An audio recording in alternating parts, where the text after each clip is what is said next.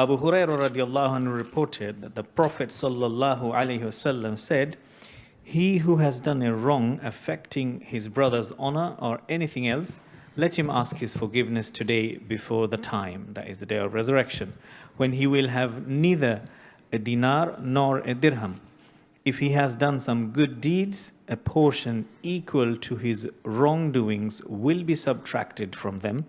But if he has no good deeds, he will be burdened with the evil deeds of the one he had wronged in the same proportion. Sahih al-Bukhari. Alhamdulillah wa salatu wa salam ala Rasulillah wa ala alihi wa sahbihi wa mawala.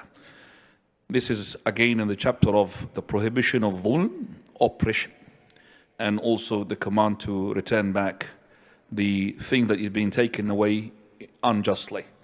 And this hadith takes us back to the same point, which is that it is haram to make dhulm.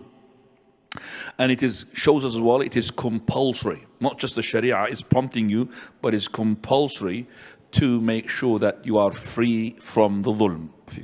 So it is prohibited to make dhulm. Number two, it is compulsory upon the person who had made dhulm to make istihlal, tahallul, meaning to free himself from the sins, from this dhulm in this dunya. And that is either by returning back what the dhulm was, justification, or by making himself free, by making that person who had made dhulm to him to pardon him. Because in the akhirah, in the hereafter, there is no such thing that you're going to be paying back. And there is no such thing you're going to ask him, please brother, forgive me. So you can't give him back the thing that you wronged him on the day of resurrection, nor you will be able to ask him to forgive you, because he will not forgive you anyway, because he's in need of hasanat. He wants to elevate himself, even if it's to you be next of kin, your son, your father. You are in need now. There's no relationship. فَلَا أَنْسَابَ بَيْنَهُمْ يَوْمَئِذٍ وَلَا يَتَسَاءَلُونَ. There is no link. So in this dunya, if you did dhulm, incumbent upon you, compulsory to free yourself, either by returning back the dhulm, that injustice, clarify it, arbitrate it, whatever it is. And if you couldn't, at least make that person to pardon you. Please pardon me. Because as I said, on the day of resurrection, the currency is hasanat and sayyat.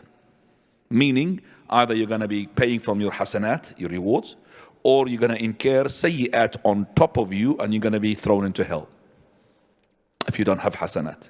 Thirdly, from this hadith, that the madhalim are to be, or the wrong things is to be in two things here, and that is the honor and three things: the honor, the property, and the blood. So Prophet ﷺ, he said, "Inna dima'akum wa amwalakum wa a'radakum alaykum haram." As we're going to see in the following hadiths, verily those three things are to be sanctified, meaning they are sanctuaries. You can't touch the blood of the person, his soul, also his honor, and also his property. And also from this hadith we could really gain as well that if the person did not find the one whom he had wronged, okay, let's say for example you have taken some money from a person and you went to find the person and he's not there, then give it to his heirs. And if you don't find his heirs, then let you give sadaqah with that money that you've taken on behalf of the person you have wronged him. And that sadaqah will reach that person. So if, let's say that you've taken £5 with no due right. If he dies, that person, give it to his heirs. If he's got no heirs, give sadaqah on behalf of that person with this £5. Now, if the person had wronged another person with terms of a'rad, meaning you've swore at him, you backbitten him, you have slandered him, then it depends now. First of all, you have to mention him in a good way, in the place and to the people that you have mentioned him in a wrong way. Now, to go and ask for his pardoning, some scholars, he said maybe it's not needed and maybe it is not good to do it. If you believe that that person, if you tell him what you've said and what you have done towards him in his back, he might get angry and he will never forgive you.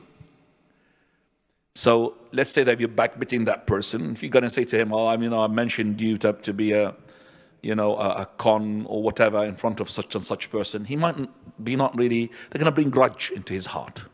So if you are able to fix that, where you have said it to the person, whom you have said to him that this person is bad, no, he's good. As long as that person did not say to somebody else and conveyed you words, because you have to tell that person to tell whoever he had conveyed. Basically, to mention him in every place and every single person had heard it to wrong him, to go and basically free yourself from that. Also, this person, when from this hadith, if you have asked him for pardoning, okay, and he did not pardon you, and you were a genuine repentant to Allah subhanahu wa ta'ala, don't worry about it on the day of resurrection. So let's say you have wronged a person by saying that he is a con, a thief, and he was not.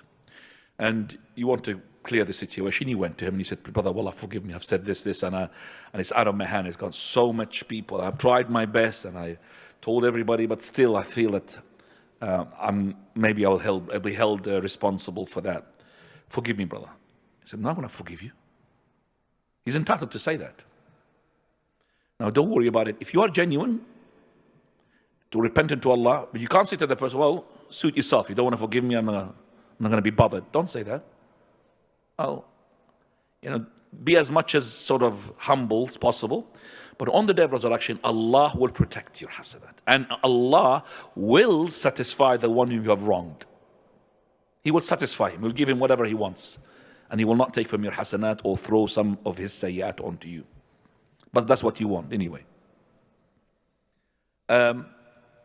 Also, we could see from this hadith that the due rights of the slaves, of the people, of the servants, Allah will not forgive unless you have settled it.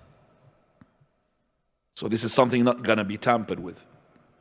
If it is the right of Allah, it's easier than the rights of the people. Because Allah, He will pardon you. But those people, you have to make sure that you return them back or you settle it. On the day of resurrection, as we said, hasanat and sayyat is the currency. Now, also from this hadith, it says that the hasanat and the sayyat, they will be weighed. How much you have wronged that person. Allah will say, for example, is according to the weight of your wronging is, for example, 50 hasana. 50 hasana will be taken from you. I don't have 50 hasana. Then it's equivalent to 50 sayyah. He will throw onto you 50 sins onto you. So hasanat and sayyat will be weighed. You will be weighed yourself on the mizan. You yourself will be weighed. The scroll where the hasanat and the sayyat has been written will be weighed. And also the act itself, whether it's righteous or non-righteous, will be weighed.